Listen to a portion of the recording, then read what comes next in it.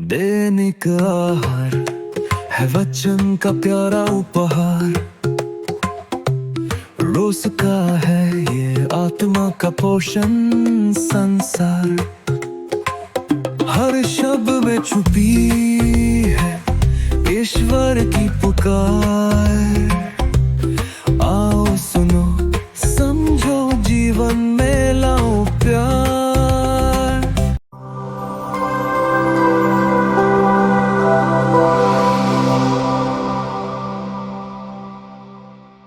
जब तक कोई दोबारा जन्म ना ले ले, वह स्वर्ग राज में प्रवेश नहीं कर सकता। क्रिस्त में मेरे प्रिय भाइयों और बहनों, हम में से हर एक व्यक्ति की अपनी अपनी चाहत होती। अगर प्राकृतिक रूप में हम देखें कि जब ज्यादा गर्मी होती है तो हम चाहते हैं कि जल्द से जल्द ठंडी आ जाए। जब ठंडी बढ़ जाती है तो हम सोचते हैं जल्द से जल्द ठंडी समाप्त हो जाए। और जब बारिश आती है तो कब ये बारिश बंद होगी, क्योंकि हर एक मौसम का अपना एक समय है और वह हमें इसलिए दिया गया है कि हमारा जीवन सुचारू रूप से चलता रहे। इसलिए उसे प्राकृतिक परिवर्तन कहा जाता है और ये हम चाहे ना चाहे कि हमारे जीवन में घटित अवश्य होता है। और इसलिए हमें भी किसी न किसी मौसम की चाह हो ही जाती। लेकिन जब हम मौसम के प्राकृतिक परिवर्तन के बारे में सुनते हैं तो क्या हम ईश्वर जिसने हम सबको बनाया है उसके अनुदेशों का पालन करते हुए हमारे जीवन में परिवर्तन क्यों नहीं लाते? क्या ये एक प्रकार का प्राकृतिक परिवर्तन नहीं? हम सब जानते हैं कि इस धरा पर, इस धरती पर हमारा जो जीवन है थोड़े समय का है। थोड़े समय बाद हम इस संसार में नहीं रहेंगे और एक भावी जीवन के लिए हमें तैयारी करनी। यही प्रभु हमें बार बार करने के लिए या विचार करने के लिए प्रोत्साहित करते रहते हैं। तो जब हम प्रभु के साथ जुड़े हुए हैं, प्रभु पर विश्वास करते हैं, प्रभु के नाम को प्रचार प्रसार करते हैं और प्रभु के वचनों के साथ चलना स्वीकार करते हैं, तो क्यों परिवर्तन हमारे जीवन में आने नहीं देते? बार बार उस परिवर्तन से पीछे क्यों हट जाते हैं? यही एक बात आज प्रभु हम सबों को सिखाना चाहते हैं। कुछ दिनों पहले हमने पास्का के रहस्य को अपने जीवन में मनाया।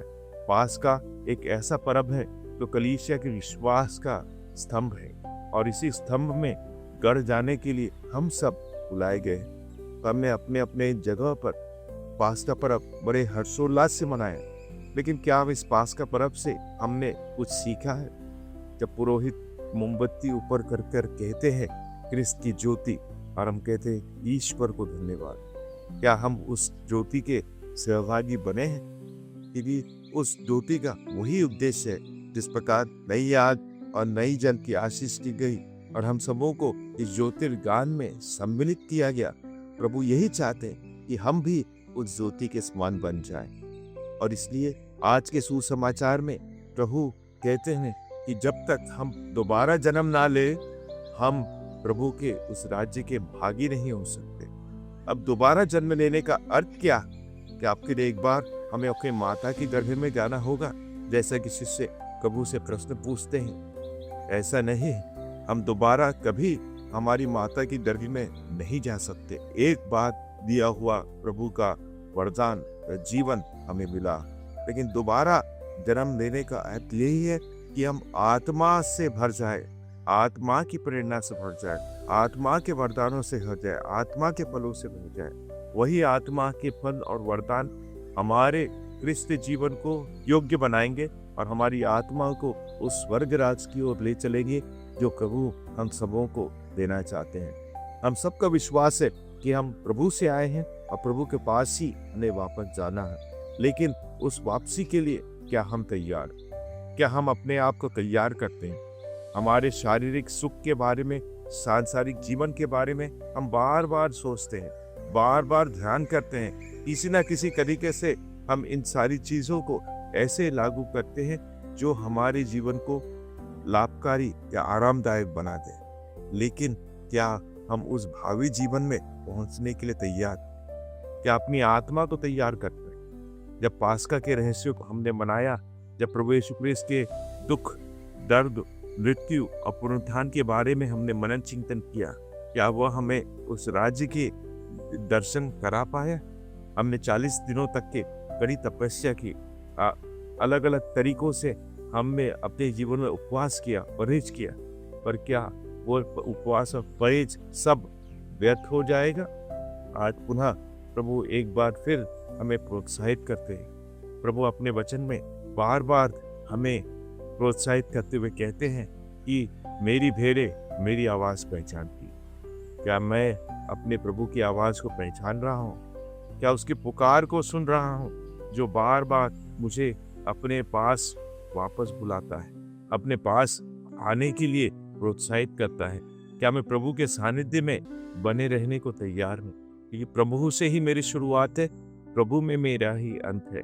तो अगर मैं इस तथ्य को समझता हूँ तो ज़रूर मैं प्रभु के मार्ग पर चलूँगा, प्रभु को अपनाऊंगा और प्रभु जैसा मुझे दिखाता है वैसे मैं कार्य करूँगा। तो आज हम ईश्वर को इस सुंदर दिन के लिए धन्यवाद देते हैं और इस दूसरे सप्ताह में जब हम प्रवेश किए, हम पास्का के आनंद में आनंदित रहें और वही आनंद हमारे पूरे जीवन में बना रहे, ऐसी हम ईश्वर से प्रार्थना करें। तो मेरे प्रिय भाइयों और बहनों, आइए हम प्रभु के साथ जुड़े रहें, प्रभु के वचनों को सुने, उसे समझें और उसके अनुसार अपना जीवन जिए, क्योंकि वही ज्योति है जो हम सबों का मार्गदर्शन करती है। और प्रभु ने यही अनुदेश देकर हम सबों को भेजा है। जैसे प्रभु मत्ती का सुसमाचार हमसे कहते हैं कि तुम संसार की ज्योति हो। आइए हम प्रभु की ज्योति बनकर इस संसार में जिए और बहुत से लोगों को जो अंधकार में पड़े हुए, उन्हें भी उस ज्योति की आस में आगे ले चले और एक दिन प्रभु के दर्शन पाकर हम धन्य हो जाए। आइए इस कृपा के लिए हम प्रार्थना करें। आमीन।